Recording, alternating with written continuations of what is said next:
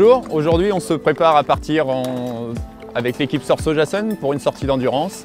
C'est le début de saison, ça va nous permettre de revoir quelques notions, PMA, VO2 max, seuil aérobie, seuil anaérobie. Est-ce que ça vous parle? Pour ça, on va tout de suite se tourner vers les coachs.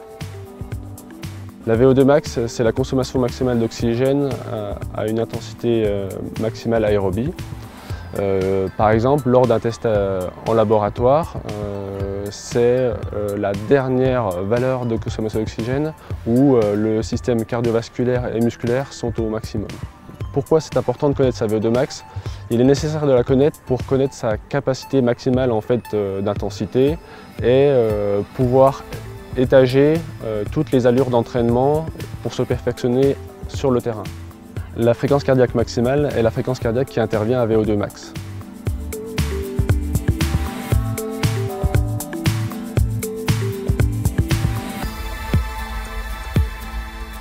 La PMA, c'est la puissance maximale aérobie. C'est quelque part un synonyme de la VO2 max, mais pour le cycliste. La PMA, c'est la puissance qu'il développe à VO2 max. La VO2 max, c'est une consommation d'oxygène. La PMA, c'est une puissance réalisée à cette consommation d'oxygène. Quelquefois, on entend parler de la notion de VMA, vitesse maximale aérobie. C'est exactement la même notion que PMA, mais en vélo, l'utilisation de la vitesse est limitée car elle est directement liée à la topographie et aux conditions climatiques de la pratique. Un cycliste qui pratique en Bretagne ne va pas avoir la même vitesse qu'un cycliste qui pratique dans les montagnes.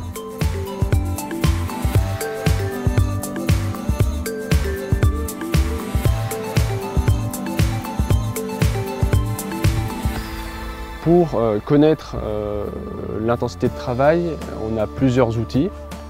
Le premier outil, c'est la perception.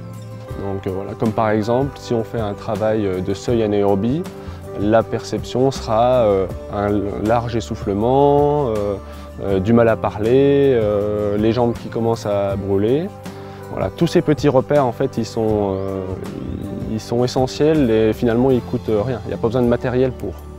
Un autre outil, le cardiofréquencemètre, l'intérêt est de voir en temps réel sa fréquence cardiaque lors des exercices ou de vos séances et donc de mesurer par des chiffres votre degré, votre fraction de PMA utilisée.